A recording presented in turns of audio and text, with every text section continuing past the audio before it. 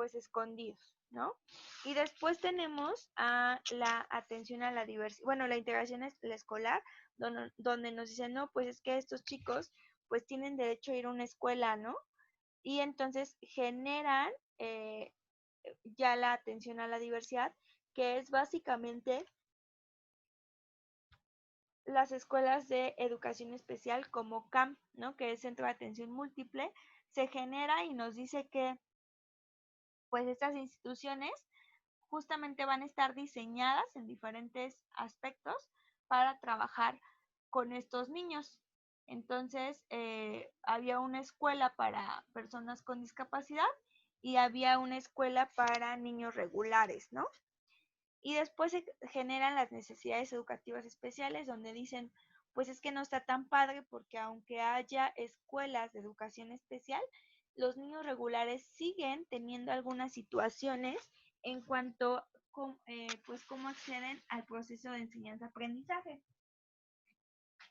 Entonces, en esta parte nos dice que las necesidades educativas especiales van enfocadas a cualquier niño que no pueda acceder de manera regular o común a la currícula.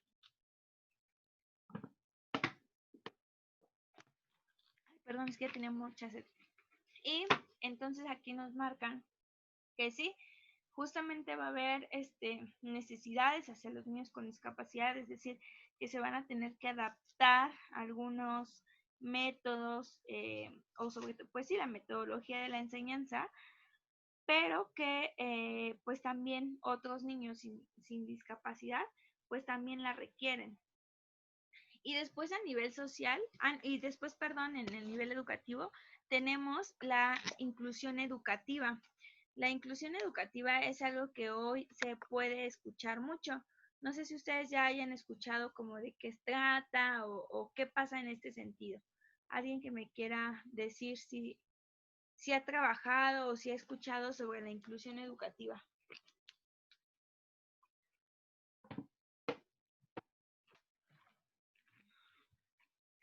¿Nadie ha escuchado?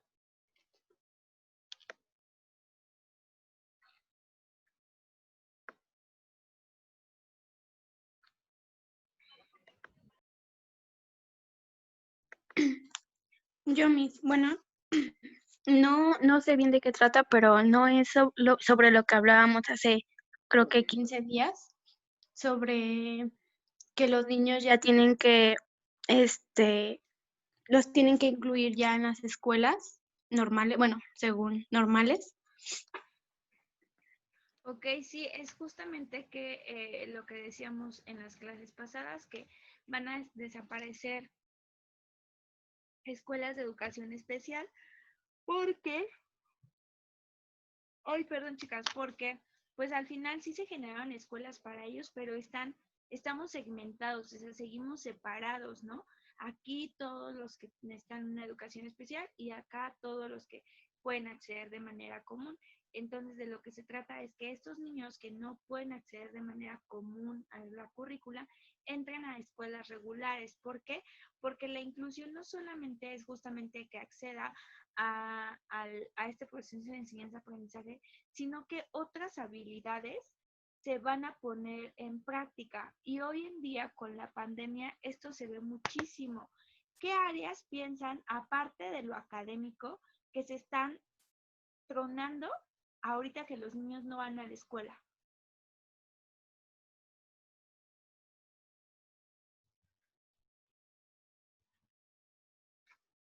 ¿Quién tiene hijos y que vea que le hace falta algo? Yo creo que lo social, ¿no? Porque pues ya no conviven de la misma manera pues con las personas. Por ejemplo, yo tengo un hermano y pues convive, pero con nosotros o con personas que están como muy cerca de él, que podrían ser en este caso nuestros primos, y de ahí en fuera pues solamente la televisión, el internet, cosas así, pero o sea, eso como que ese ámbito social de estar con los amigos, de jugar, de correr, ya, o sea, ya no, pues ya no lo pone tanto en práctica. Ok, justamente es eso, la parte social. Y recuerden que podemos decir a parte social la interacción con otras personas, pero dentro de esa interacción se ponen pues en práctica muchas áreas de desarrollo. Por ejemplo, el lenguaje, se pone en práctica la imitación, se pone en práctica el juego simbólico, se pone en práctica, obviamente, la parte cognitiva. O sea, hay como muchas áreas que se abarcan y que ahorita pues no se están teniendo por la parte del confinamiento, que ya ni es confinamiento, ¿no? Ya todos salen con normalidad, pero pues lo único que no ha regresado a la normalidad es la educación. Pero al punto al que quiero llegar es que pues pasa exactamente lo mismo con estos niños, o sea, al final entre ellos tampoco conviven, o sea, sí juegan, sí pueden jugar y demás, pero no es lo mismo que cuando tienen la convivencia con niños regulares que pueden ayudarles a potencializar como estas áreas, ¿no? Yo cuando he sido sombra y que hacemos la inclusión a una escuela regular, eso es lo que peleo mucho, porque las maestras a veces me dicen, no, es que pues la verdad yo no estoy capacitada para atender. Pues sí vi esa materia cuando estudié, pero pues es que fue así bien básica, ¿no? Y pues es que a mí no me enseñaron, yo no estudié para educación especial, o sea, me ponen como esos pretextos. Yo cuando trato de entrar como por la buena a la escuela, yo les menciono que yo no voy a responsabilizar a la maestra del aprendizaje que pueda adquirir mi niño. Es decir, yo no le voy a dar la responsabilidad de que él aprenda a leer, aprenda a multiplicar, a sumar, a dividir. O sea que a mí no me interesa tanto eso, que yo quiero que ellos comprendan que el que mi niño vaya a una escuela regular lo ayuda a más que aprender cosas académicas o formales. O sea, yo le digo, es que por más que a lo mejor los papás tengan dinero, ellos no pueden comprarle un amigo, ellos no pueden comprarle un salón, ellos no pueden darle una maestra, no pueden darle un pizarrón, o sea, cosas que en la escuela se da, no pueden darle un descanso, un recreo, un festival, ¿no? O sea, de verdad que, pues a lo mejor sería fácil que el papá contratara una maestra y pues lo trabajaran en la casa, ¿no? Pero en la escuela hay más que solamente educación, hay como muchas cosas que se ponen en práctica. Entonces, yendo a una escuela donde asisten puros niños con discapacidad, pues estas áreas no se fortalecen mucho. Y si hablamos de imitación, ahora resulta, yo les digo que a veces es como extraño, porque pareciera que mi niño con síndrome de Down también tiene autismo, tiene parálisis cerebral, tiene sordera, tiene discapacidad visual, porque al final del día imitan y aunque él no sean características de su diagnóstico, él hace justamente cosas por la imitación. Entonces, pues a mí no me conviene como que, sobre todo un niño que tiene potencial, esté en una escuela de educación especial. Probablemente en los primeros años sí, pero llega un punto en donde es importante dar ese paso. Entonces, pues es lo que yo les menciono mucho a las maestras, ¿no? O sea, aquí hay cosas que no les podemos dar afuera, que se van a desarrollar de manera natural y cuando entramos por la mala, pues yo conozco los derechos de mi niño, ¿no? Y sé que por derecho él tiene oportunidad de entrar a esta escuela, ¿no? Entonces ya como que la piensan, pero la verdad es que yo siempre me voy a que una maestra, o al menos en Teletón, siempre nos enseñaron eso, ¿no? Cuando yo fui sombra de un niño de Teletón, justamente del Centro de Autismo Teletón, y eso nos decían mucho, ¿no? O sea, sí podemos pelear por el lugar del niño en una escuela, la que sea, eh, pero de preferencia que sea una escuela que los acepten de corazón porque nos va a asegurar que lo traten bien, ¿no? Entonces, sobre todo cuando se desvanece la sombra. Entonces, es algo, son cosas que probablemente no estemos viendo, pero que sí se da muchísimo. Hoy en día los niños viven súper estresados, pues porque no conviven con los amigos, porque no tienen su recreo para jugar, o sea, hay muchas cosas que se están tronando. Y aparte la educación, la verdad es que el aprendizaje yo digo que no es el mismo, o sea, no, en absoluto. Y después en la parte social, chicos, tenemos la diversidad funcional y la vida independiente, que este segundo es el, pues al que le estamos tirando la mayoría de las instituciones, que justamente es que, pues a cualquier niño irregular, los papás justamente los preparan para la vida independiente. Entonces, que en estos casos no nos tenemos que desviar y tenemos que trabajar bajo la misma línea. Es decir, que también estos niños se pueden educar para una vida independiente, si no al 100%, pues a lo que se pueda, ¿no? Si es al 10, pues no importa, pero siempre ir en busca de que este niño, pues mínimo, puede ir al baño y que mamá no lo tenga que cambiar toda la vida del pañal, ¿no? O que mínimo este niño aprenda a comunicarnos cuando se siente mal o cuando le duele algo, pero que aprenda que es mejor vivir de manera independiente, ¿vale? ¿Hasta aquí alguna duda?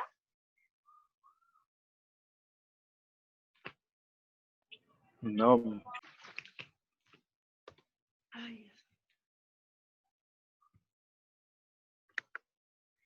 después tenemos la taxonomía de la discapacidad y bueno, la taxonomía de la discapacidad les decía yo que pues se ha modificado bastante justamente porque pues hay términos que hace años eran bien vistos y hoy no es así, ¿no? Muchos de los términos que se emplean en la actualidad son términos representativos de modelos ya superados, es decir, pues viejitos o antiguos. No sé, tal vez mi maestra de la primaria que sigue dando clases, cuando ella estudió le dijeron que el término adecuado era personas discapacitadas, no era decir discapacitados, sí tengo un niño discapacitado, ¿no? Pero justamente pues ese término ya se modificó y si no se actualiza, evidentemente ella va a seguir creyendo que ese es el término correcto. Por eso aquí la importancia de una capacitación constante.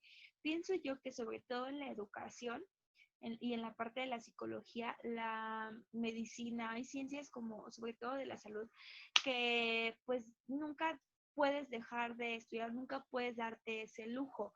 ¿Por qué? Porque al final siento que la licenciatura, la ciencia como tal, va avanzando junto con el desarrollo del ser humano y así como van pasando los años, pues se van modificando cosas y entonces podemos quedarnos como en lo pasado.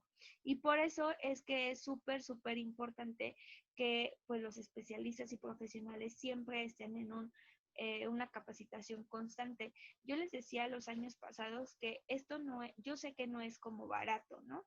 Y sé que a muchos se nos complica, a lo mejor porque tenemos más trabajo, porque tenemos familia, por los gastos, no sé, o sea, hay como muchísimas cosas que obviamente van a hacer que esto se nos complique, pero también pienso que sobre todo si estamos laborando, estamos activamente en la profesión, esto se tiene que hacer sí o sí y que busques estrategias para pues seguirte actualizando.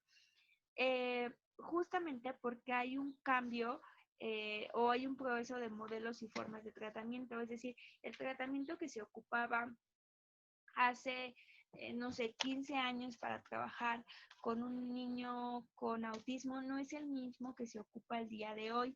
Ajá. Hay ya modelos y técnicas muy específicas para trabajar con tal discapacidad, cosa que antes no se había. Entonces, es importante que nosotros nos actualicemos con esto. Por ejemplo, para intervenciones con niños con autismo, de verdad, chicos, con Asperger y con TDAH, de verdad que hay muchísimos, muchísimos. Y y sobre todo que se han estado actualizando. Ustedes saben que el autismo es afectado en diferentes áreas y hay modelos específicos para trabajar cada área. Evidentemente, esto requiere de mucho tiempo y también de dinero porque los cursos no son nada baratos, pero les decía yo, si estás trabajando, pues es como un compromiso que debes de hacer. En la parte de las modificaciones de conceptos, justamente, bueno, pues hay muchos y aunque muchos de estos se parezcan, no tienen el mismo significado. O sea,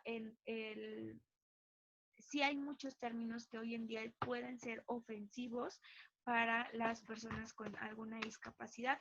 Y bueno, las taxonomías nuevas que se generaron, que eran las que les mencionaba hace ratito, es la de deficiencia y discapacidad. Con este tema lo vamos a ver en el otro cuatri, pero pues básicamente la deficiencia va a generar, es una pérdida o anormalidad de una estructura, ya sea psicológica, fisiológica, anatómica, es decir, que te amputaron un pie, una mano, que te quitaron un riñón, o sea, hay algo que está faltando y que eso va a ocasionar una discapacidad, porque la discapacidad es toda restricción o ausencia debido a una deficiencia. Y obviamente, o la característica principal para la discapacidad es que va a haber como una notoria desventaja en la parte social y en la parte de realizar actividades. O sea, en esta persona es evidente que se les están dificultando ciertas áreas, ¿vale? Y después, pues justamente la OMS se preocupa mucho como por qué términos utilizar cuando se va a referir hacia estas personas, justamente para que no sea ofensivo. Entonces, bueno, pues ellos descubren que la manera de pues no ser ofensivo era pues justamente anteponer siempre a la persona con el conector con para señalar primero el dato individual, es decir, a la persona, y solo en segundo lugar la descripción de su circunstancia o condición de vida. Por eso les preguntaba y les decía que cuando nos vamos a referir hacia con estas personas es una persona con discapacidad visual. Estoy diciendo que sí, es una persona, pero que tiene una discapacidad visual. Yo no estoy diciendo es una discapacitada, porque cuando hablo así, con ese término de discapacitado o discapacitado, estoy hablando que no puede hacer absolutamente nada, es decir, que prácticamente está en un estado vegetativo, ¿no? Y aquí estoy diciendo que es una persona y que solamente está afectada o va a tener dificultades en la parte visual, pero que en lo auditivo, en lo motriz, en lo social, él va a poder funcionar como cualquier otra persona. Ajá, entonces es importante anteponer a la persona. También por eso les digo, es un niño con autismo. Por ejemplo, si tú les dices autista, eso es mal visto. Ajá, entonces siempre tienes que anteponer a la persona. Sí, es una persona con autismo, es una persona con discapacidad motriz. Entonces tú estás especificando esa condición de vida por la cual está atravesando. Y de esta manera no es ofensivo. ¿Vale? ¿Hasta ahí alguna duda, chicos?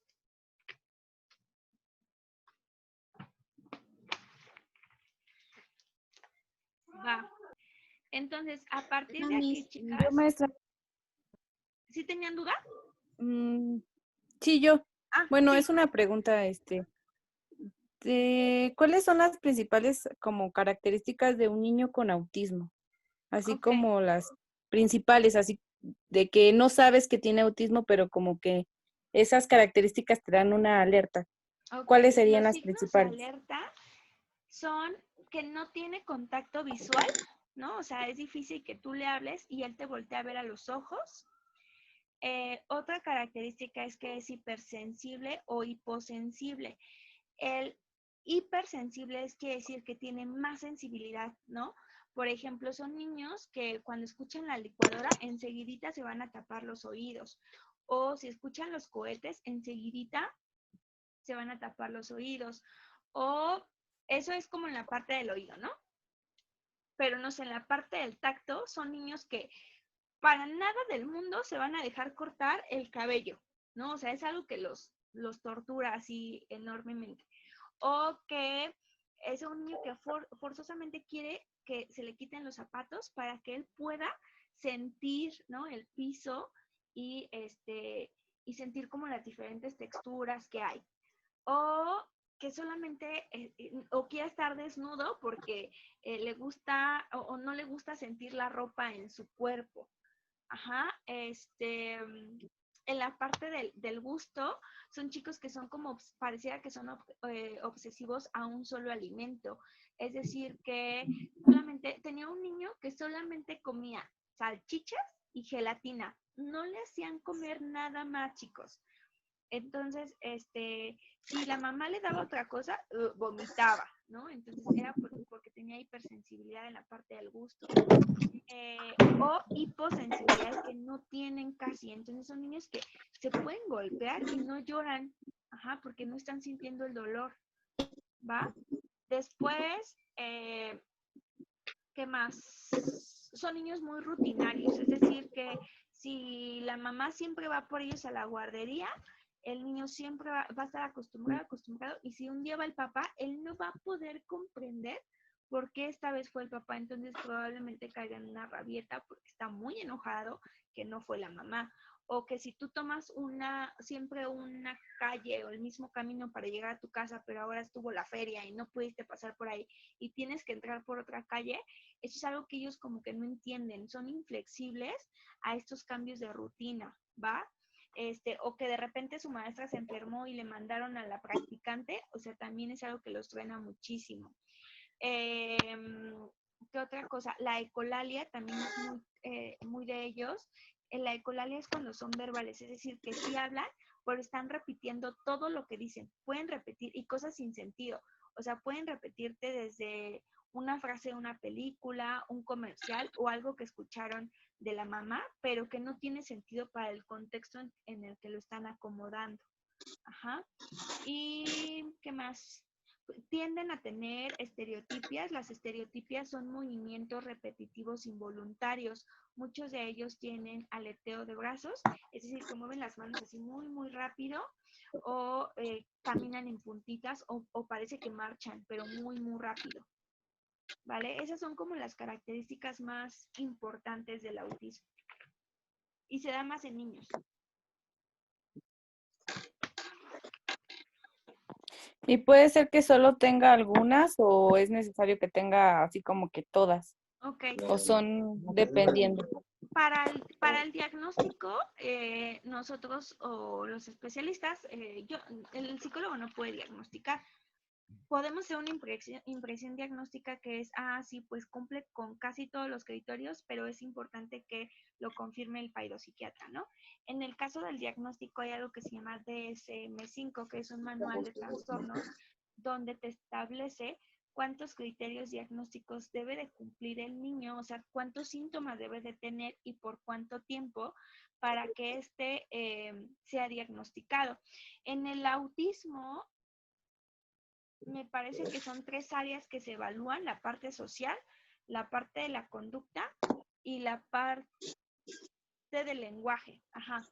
Y de todos los criterios que te van marcando, te piden mínimo 5. Si él cumple con todos estos, ya puede ser candidato para tener autismo. Pero también algo que te piden es que esos síntomas tengan más de 6 meses. Es decir, si tu niño nada más fue obsesivo, no sé, un mes con un carrito rojo, bueno, pues, y después lo botó, como que no cumple tanto. Ajá. Siempre tiene que durar por más de 6 meses para que este ya sea un criterio de diagnóstico, ¿vale? De repente con las edades llega a ser confuso el diagnóstico, por eso es que pues debemos de ver como todas las áreas, incluso ver si hay familia con alguna discapacidad o con un diagnóstico similar. Sí, ¿este lo pueden confundir con la hiperactividad o algo así? Sí, dentro de las discapacidades, chicos, hay algo que se llama comorbilidad. Hoy en día se escuchó mucho con la pandemia, decían, sí, el que tiene COVID, pero si tiene comorbilidades, tiene más probabilidades de morir. Por ejemplo, la comorbilidad, bueno, les explico, yo les decía que mi familia estuvo infectada. Tuve una tía que tenía tiroides y tenía artritis.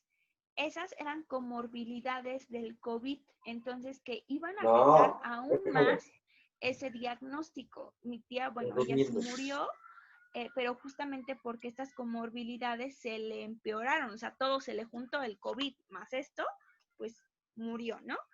En el caso del autismo también hay comorbilidades, es decir, que tiene sintomatologías parecidas a otros diagnósticos, a otros trastornos, o que tiene ambos, ¿vale? En el TDAH, por ejemplo, hay comorbilidades de un niño antisocial. Ya habíamos hablado que el antisocial es ese que va en contra de las normas sociales, ¿no? Entonces, quiere decir que sí tiene TDAH, pero aparte va a tener rasgos antisociales. En el autismo también pasa que tienen rasgos de niños con TDAH. Ajá, entonces sí llega a pasar, pero, y por eso es que también de repente es confuso. Tenemos que saber exactamente como qué es, a dónde se inclina más para que no se confunda, porque también pues va a depender de la medicación que se le va a dar al niño. Entonces sí puede haber.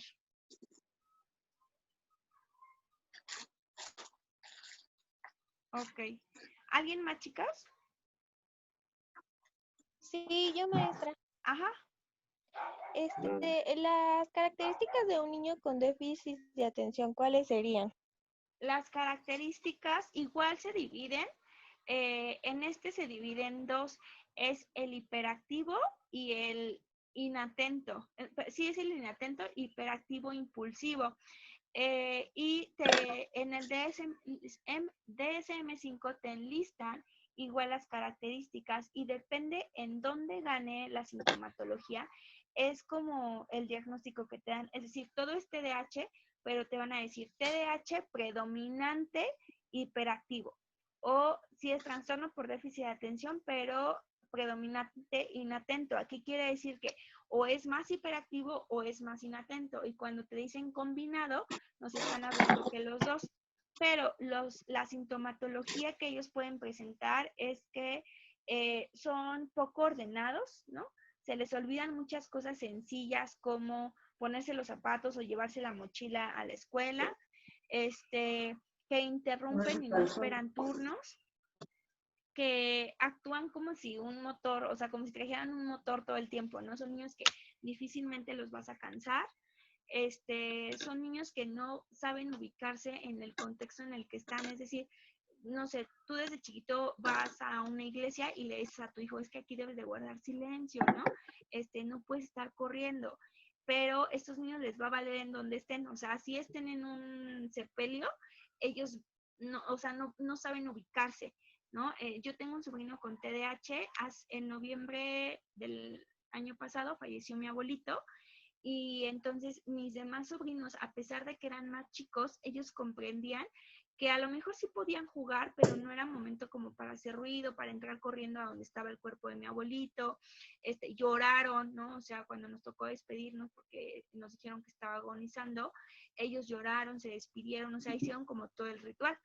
Y cuando llegó este sobrino y que, o sea, él no agarraba la onda, ¿no? De en qué momento se situaba, sus papás habían hablado previamente con él y le dijeron, a ver, vamos a ir, a mi abuelito le decíamos Mimi, ¿no? Murió Mimi, pero tienes que estar así como sentado, en silencio, no hagas travesuras, no hagas comentarios, ¿no?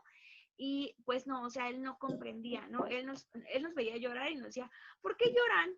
¿No? O sea, y ya fuimos al panteón y dijo, ¿por qué lloran? Y alguien de mis tías le dijo, pues es que vamos a dejar al Mimi, ¿no? Y dijo, pues sí, pero luego pueden venir y sacarlo. Así como que él no encuentra como el contexto y no se ubicaba que no era un momento como para jugar, para correr, para todo lo que él está acostumbrado. Entonces pasa lo mismo con estos niños, ¿no?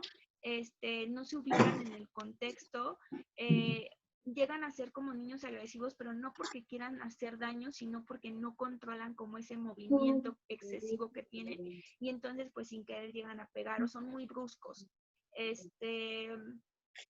Pues pierden las cosas muy fácil, ¿no? Como goma, colores, mochila, suéter, o sea, como que es muy fácil que ellos lo pierdan y pues tienen lapsos de atención muy, muy cortos dependiendo de la edad que ellos tengan.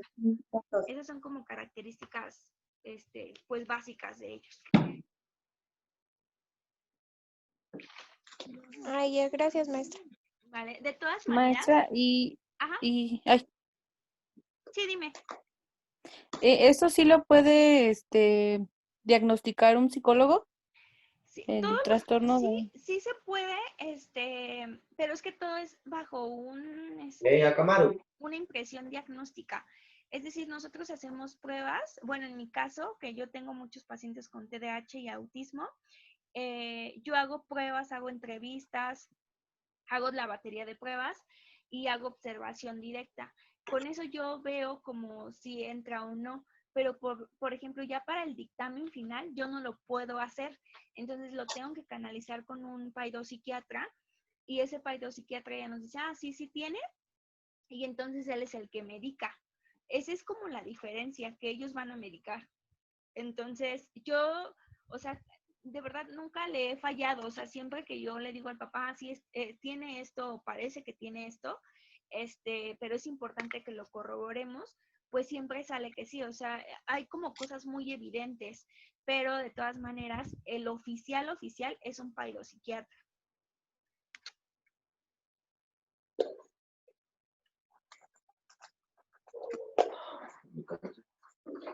¿Vale? Chicas, ¿se pueden desconectar y conectar en el mismo link, porfis?